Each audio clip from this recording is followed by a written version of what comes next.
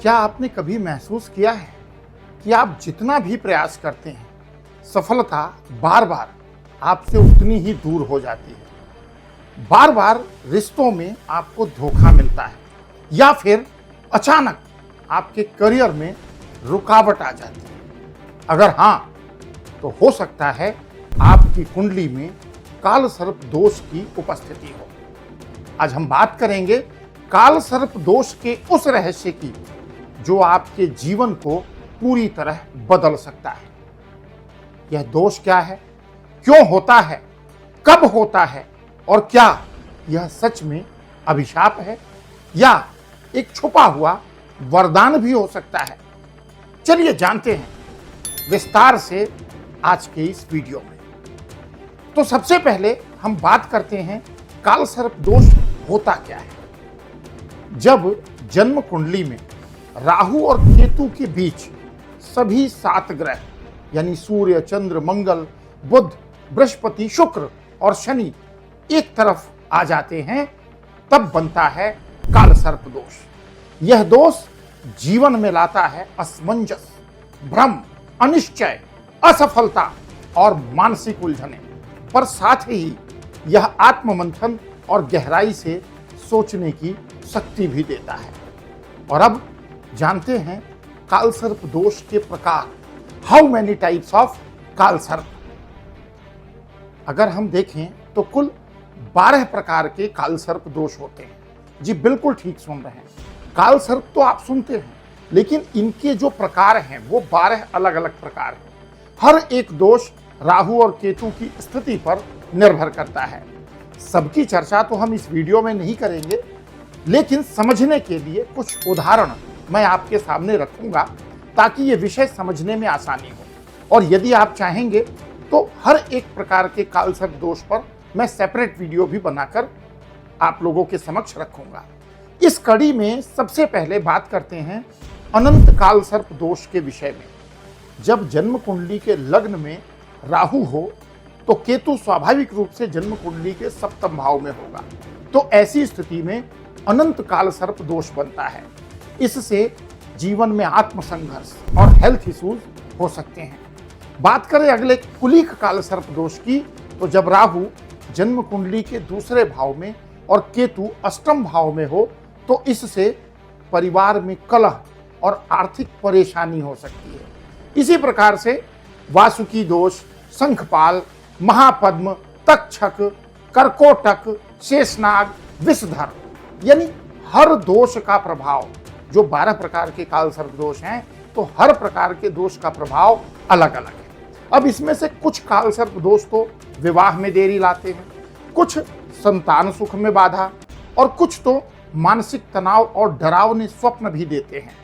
और अब बात करते हैं इसके प्रभाव की। इसका प्रभाव कैसा होता है। तो काल सर्प दोष से प्रभावित व्यक्ति को लगातार जीवन में संघर्षों का सामना करना पड़ता है। ऐसा अनुभव में देखा गया है जैसे करियर में बार बार रुकावट, यानी एक एक करके करियर में कुछ ना कुछ रुकावटें आती हैं, जिससे करियर में एक अच्छी ग्रोथ नहीं होती। शादी में समस्याएं आती हैं, विवाह संबंध फिक्स नहीं होते हैं, बहुत सी जगह बात होती है, या फिर विवाह हो जाता है तो संबंध विच्छेद यानी जिसको तलाक कहते हैं वैसी स्थिति बनती है। अचानक से जीवन में एक्सीडेंट या बीमारी आ जाती है, डरावने सपने आते हैं, उन सपनों में विशेष रूप से नाग का दिखना, मानसिक अवसाद और आत्मविश्वास की कमी।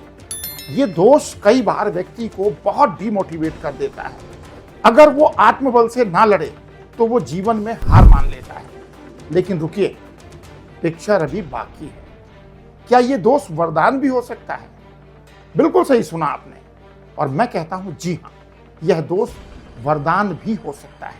इतिहास में कई ऐसे महापुरुष हुए हैं जिनकी कुंडली में काल सर्प दोष था, लेकिन उन्होंने संघर्ष को स्वीकार किया और शून्य से शिखर तक पहुंचे। कभी कभी यही दोष व्यक्ति को गहराई देता है, सोचने की शक्ति देता है और आध्यात्म की ओर ले जाता है। तो अगर सही दिशा मिले तो यह दोष एक वरदान बन सकता है। यह मैंने व्यक्तिगत रूप से अनुभव किया है कि जब यह दोष 6ठे भाव से लेकर 12वें भाव के भीतर बनता है तो यह व्यक्ति को जीवन में स्टेबिलिटी देता है, कंपटीशन में जीत देता है और बहुत सी परेशानियों से प्रोटेक्शन देता है। तो अब बात करते हैं इसके निवारण की।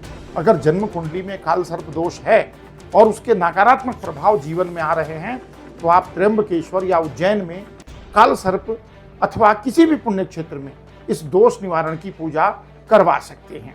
राहु केतु के मंत्रों का जाप करना भी इसमें लाभ देता है। नाग पंचमी पर नाग देवता की पूजा करना भी लाभ प्रदान करता है। काले तिल, नारियल और सरसों के तेल का दान करना चाहिए। शनिवार को शिवलिंग पर जल अर्पण करें, यानी जल से अभिषेक करें। हो सके तो महामृत्युंजय मंत्र का 108 बार नियमित रूप से जाप किया करें।